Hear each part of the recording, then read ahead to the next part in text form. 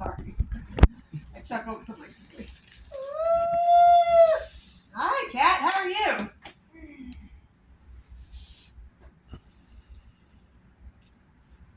Good. Okay. Well, I'm Christy, physical therapist. I want to help us get you up and moving today. Is that okay? Good. Good? Okay. I know you're having a little trouble speaking, but I want to make sure I can ask you questions. Okay? Is that good? Good. Okay. So, can you nod your head like this?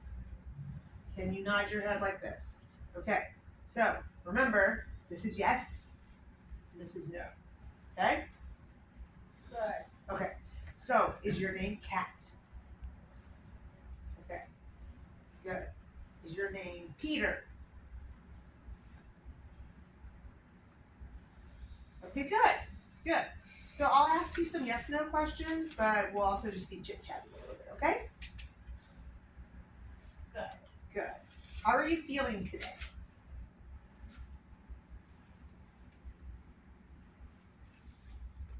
Good. Okay. Are you having any pain in your shoulder today? Can you do the yes or no, maybe? Good. No pain in your shoulder. I'm glad to hear. Did you get to eat something? Okay. We'll talk about whether it was good or not later, but for now, we're going to try to get you moving a little bit, okay? All right. So I established communication, right? I'm still talking to her. I'm not just doing all yes, no, but I know I can get a yes, no answer that's accurate. And I picked things that would be obvious. Don't pick yes, no that might do too much orientation to time and place because they may not be very, right? So that's why I did just name. You guys can come up with others. I have a couple funny stories on that too, but I'm not going to digress right now. I can share those with you later. Okay, so now my goals with Kat that were on the note said to work on bed mobility, to work on independent transfers, and gait. So at this point, I'm just going to talk through this part. I can tell she's got a lot of tone over here. So I think while I'm just kind of talking a little bit, asking her about, how was food? I don't even care. She can say good the whole time. It's okay. It's not really the point. But I'm still engaging her in conversation, just trying to see here. And again, bad table, but once I loosen up even a little bit, maybe this is as good as we get, I'm just going to see how's this shoulder blade doing. I say, Kat, can you reach across the table? Go all the way over, all the way. Good. I'm facilitating a little bit here, but once I gave her just that little here, she's doing good. Nice. That's good. There you go. Okay, do it again for me. I'm just turning this into a little TherX. I'm seeing how much I have to help with the shoulder. All right. How long do you do that? I don't know, a few times. She's doing pretty good on that. Maybe I start to move over to trying to get the leg up a little bit. Okay. So again, a little bit of rolling. I decided I was going to work on bed mobility. She's here. She's comfortable. We're going to loosen her up, get her moving a little. All right. We spent a little bit of time on that, 2 or 3 activities maybe. And I want to go ahead and sit up and check her balance now. So we'll go ahead and get her rolling and come to sit. How you do that is up to you. I would probably have her try to do some of the rolling on her own because we just worked on that. But then I can always facilitate. Can you scoot over this way? Yeah. And I'm going to have you go ahead and just roll over for now because we don't have the right mat. And again, I'm not working on come to sit today. Maybe you want to work on come to sit. That's your decision as a therapist. All right? So then I might just have her kind of come sit up. And we're just going to go ahead and kind of scoop up and help you sit. And then I'll just make sure she's not dizzy. I didn't see any retropulsion in the note. So again, horrible. This is not the table we would be using. Okay. So once I have her here, I might just check her balance for a little bit. I can sit kind of to the side. Arms not helping a whole lot, but I can kind of just check her balance, kind of let go a little, see where she's doing. We can work on a few little things here even. So again, I'm not trying to give you the list of what you should do. I'm giving you options as we move along. Maybe again, you decide, well, if her sitting balance, it said static balance was fair to poor, then I probably need to spend a little more time here if one of our goals is to get up and walk today. So I could do wide base of support and narrowing the base of support. I could have her trying to lift her hand up, and can she hold it? Okay, and she can't quite hold it. Maybe I want to get up here, and I'm going to see if I can help her with some approximation through the trunk. And just see if you can put your hand here. I got you, okay? I'm not going to let you fall. And I'm just going to hold through here do a little approximation. Oh, nice cracking in the shoulders. Nice. And then I might just kind of let go and see if I start to back up. See if you can hold it there, Kat. Hold it. Hold it. Yay! That was about 3 seconds. That was good. So we're just taking note, quick note. How long could she hold? And going from there. All right? They do well here. You want to do reaching. You guys know how to do sitting balance activities. We've done a lot of that. So anything you want that fits is fine. Just read the situation and see what's appropriate. It's completely appropriate to never reach and never move. You may just be working on, can she sit edge of bed with hand support for a minute? That could be your goal. Okay? And then I can get to the point where I'm getting ready now to start my walking. And I was noticing a little tone in the upper, little tone in the lower, maybe, I don't know. Anyway, whichever you're noticing, we were working on other things. So based on what you're kind of doing a quick look at, you might say, okay, I'm just going to do a quick test lift. And you do your test lift and you realize, okay, as soon as we stand, she scissors, so I need to position myself to block the scissor. But we're just going to stand and do some weight shift to start, see how much work this is going to be on me. And as you're doing that, you're realizing, okay, this is not bad. I think we can walk right here. We're just going to take a few steps here, turn around and come back. You stand them up and you're like, oh my gosh, this is the sweaty one. And this is the one where I'm going to be sweating. Then you might just transfer her straight to the wheelchair and go to the parallel bars. Have a little support. Okay? I decide Kat's got tone. I have to keep her from scissoring, so we walk here for a little bit. And I realize I've got maybe 2 minutes left, so I sit her down for just a minute. And then I'm just going to transfer her to the wheelchair. I'd like her to be a little bit involved. I've still got a couple minutes left, so I'm going to go ahead and remind her, we've been doing this every day. What I want you to do, maybe just give her the couple of cues. Again, my mind, outpatient mind, says we've got 12 exercises we're doing today. That might be 3 or 4, but it could be. It just have to depend on how much she's processing with us. So I get her to the chair, and you can just end right there. We don't have things in there that, patient is a flight risk.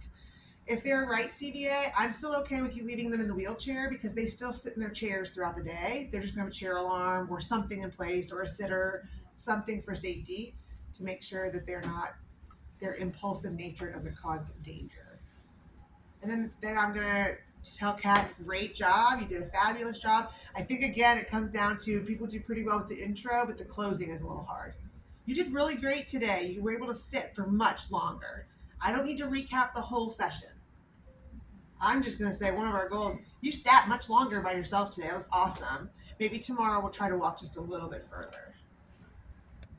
And that's good. Have a good day. We'll see you again tomorrow. Right? Simple and easy. Go write your note.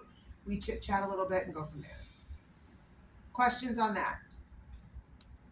I know it doesn't give you an exact view because there's all the pieces in between that can be hard. That was good aphasia. Thank you. So again, it's just have some ideas related to the treatment goal, have some thoughts about what you saw in the note that could come and interrupt or interfere with how you're able to perform your treatment, and then go from there. Again, we're not trying to be difficult. We're trying to think of patients we've either had or factors that can come in, and can you just respond in the moment. If you have a situation where we go to stand up and we fall backwards because of retropulsion that you were thinking about my leg or whatever else, that's fine. Don't panic. You don't fail if we fall on the table, right? So just regroup and figure out how to make it better the next time. This is a very classical, practical for it to feel not great going through it, and you do beautifully. Because you figured out what to do and you figured out how to adjust things a little bit to be different. And if you don't want to do it again and you don't want to do that same thing again, you can say, well, you know what? I think next time we'll have to make some adjustments on that and we can make that better. And then move on. Okay? I've never fallen to the floor on one of these. I mean, there's always a first, I guess, but I won't be as difficult as I was practicing. She was trying to show you how you might have to catch a fall. Yeah. Questions? Yes. I forgot I was gonna ask. It'll be there. It'll be there. That's so I had young. something. With the goals, you said we just have to relate our activities, like somehow be related to the goal. Right. So if it said something about like shoulder strengthening exercise or something like that, it could be like you said, you find yourself in sidelining, and you can just go ahead and while you're there, just go ahead and put that work in, and then move on, and then that's just kind of we're just gonna be kind of fluid as we're going through it, just finding when and where to get That's it where in. you can decide, yeah, especially when you're working on the shoulders. It's in a lot of neuro settings. It's PTs get the legs and walking, OTs get the arms and shoulders.